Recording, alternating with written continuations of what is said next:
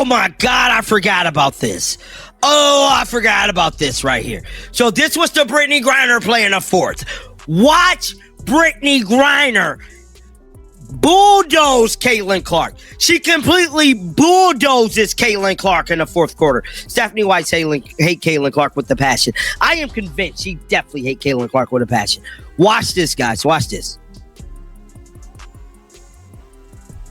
Ridiculous.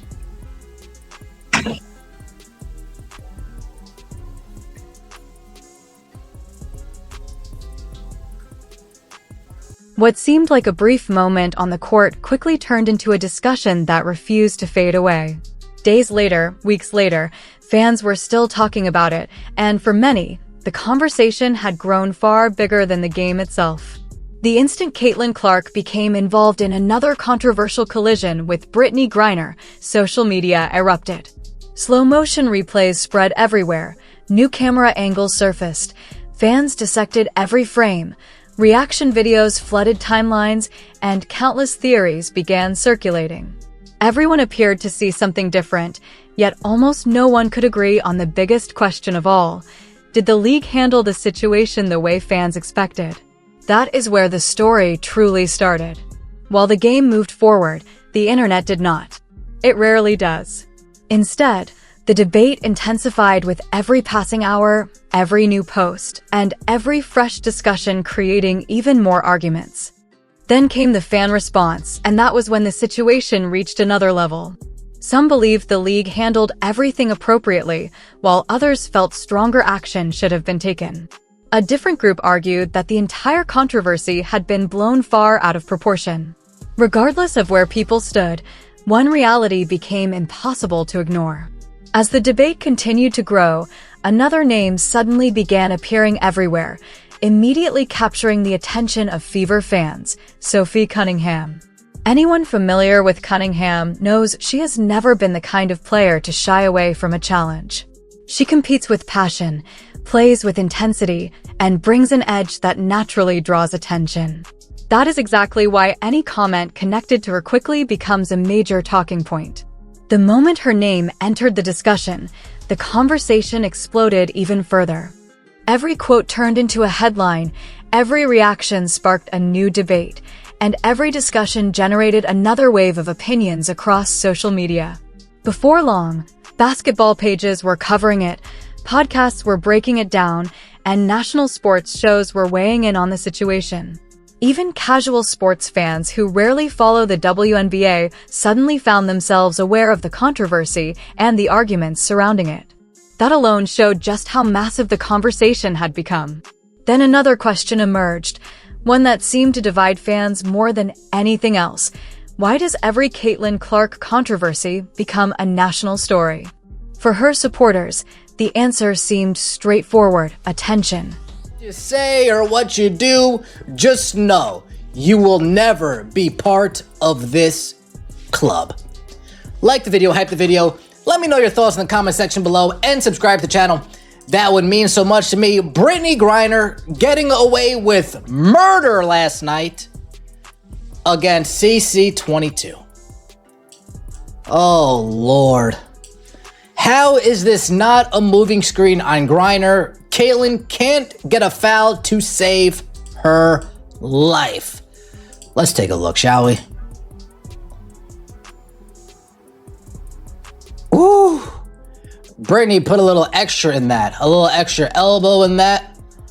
A little extra lean in that. A little extra, I'm gonna make you feel it in that. Folks, you look at the still of this, yeesh. You see Brittany, you look at the still, you see Brittany Griner's elbow extending. You see Brittany Griner's elbow extending. And this wasn't called the moving screen? That's interesting. CaitlinClark set a screen just like this against the Golden State Valkyries, and they nearly wanted to throw her out the game. But the referee, I think the referees are scared of Debo Griner. Big old brick Griner. The refs are scared of her, but also the refs understand the assignment. No, you let CaitlinClark get roughed up. No, you allow this stuff to go down. You allow these plays to occur. You don't call fouls. You allow it. We already got our media deal. We already got our new CBA deal. There is absolutely zero incentive for anybody to play clean. There is zero incentive to anybody to play clean now. You guys have the green light on her. Oof. You hate to see it. You absolutely hate to see it. Should have been a flagrant one. Shoulder out, intentional lean into the face. Multiple camera angles showing she leaned into it and extending her shoulder into her face. You better submit an elevation for this. Something tells me the Indiana Fever aren't going to submit anything for this. Shout out to IDX Texas. Texas, salute, bro. The reason many believe these moments gain so much attention is simple. Whenever CaitlinClark is involved, people pay attention. And when people pay attention, opinions spread quickly. As those opinions multiply, the debates become even louder. The spotlight surrounding the situation continued to grow, with every replay being analyzed, every viewpoint challenged, and every theory picked apart from every possible angle. As the days passed, the pressure surrounding the conversation only intensified. But then the discussion took an unexpected turn. It was no longer focused on a single play or one specific incident. Instead, fans began debating larger issues such as consistency in officiating, the level of physicality allowed in games, player protection, league standards, and what they believe the future of the WNBA should ultimately become. The conversation had evolved into something much bigger than the original moment itself. That is precisely why the story refused to disappear. For many fans, it was never just about one isolated play. They saw it as part of a much broader discussion taking place throughout the league. Whether that perspective is right or wrong depends entirely on who you ask, but the fact that so many people believe it is exactly what continues to keep the story alive. So, CaitlinClark is playing defense. Brittany Griner lowers the shoulder and clocks her in the jaw. Like, I'm sorry, this is the shit that Conor McGregor did to Cowboy Cerrone that broke his face. Like, she drops her shoulder and then turns it in. Like, that is the only benefit of the doubt that you can give, is that Brittany Griner's 6'9" and maybe she didn't try to clock her in the jaw. But, like, I'm sorry. This is a... Like, I'm going to be real. The referees, there are three potential outcomes. Or there are two potential outcomes to this. What you could see. So, if the refs deem this as intentional, flagrant 2, out of the game. If the ref deems this as unintentional, flagrant 1. The refs didn't even call a common foul. And by the way, if the refs called a common foul, the refs go to the board and upgrade it to either a flagrant 2 or flagrant 1, depending on how they think, what they think about it at the time. My personal opinion, the dropping the shoulder into somebody is a flagrant foul, as seen by this. As seen by this one right here. CaitlinClark literally got called. She did the same thing. She turned her shoulder, except got someone in the chest on the screen, and it was given as a flagrant foul. If, like, you might say, oh, it's the same difference with Brittany Griner, so it should be a flagrant 1. First of all, it was a no call. It was a no call. Second of all, this one here, I don't mind this being given as a flagrant because it is an aggressive. It is aggressive, and she did drop the shoulder. I don't hate it being. If we're gonna call it, it's like this is somewhere between a offensive foul and a flagrant. The referees went to the monitor, and when you go to the monitor, like 8 times out of 10 in this scenario, the refs are just not going to go to the monitor, so it wouldn't have really mattered. But once the refs go to the monitor, you have to call it a flagrant foul. You just kind of have to. And the problem is like, again, with the CaitlinClark one on Brittany Griner. And not only that, by the way, Caitlin got fouled by getting pushed. Brittany Griner walks into CaitlinClark and just shoves her. And then got called for a foul. So Caitlin's just trying to, like, how exactly is a foul on CaitlinClark? Like, how exactly is that a foul on CaitlinClark? Response is that we're younger class. Let's not be crazy here. Freedom movement rules, you can't block a cutter, which is what she tried to do. Again, exactly what she tried to do. It doesn't matter. If Brittany Griner walks into Caitlin Clark, yes, she bumped the cutter. That is a foul on Caitlin Clark. Brittany Griner shoved her. Brittany Griner saw that Caitlin Clark was in her way and shoved her. Like, I'm sorry, Brittany Griner initiates the contact and follows through. I'm sorry, like, if Brittany Griner walks into Caitlin Clark and Caitlin Clark has her 2 hands up, yes, it's a foul on Caitlin Clark. It doesn't count. That's like saying, if, I don't know, I see somebody that's doing something wrong, so I rugby tackle, in an illegal defensive position, so I rugby tackle them.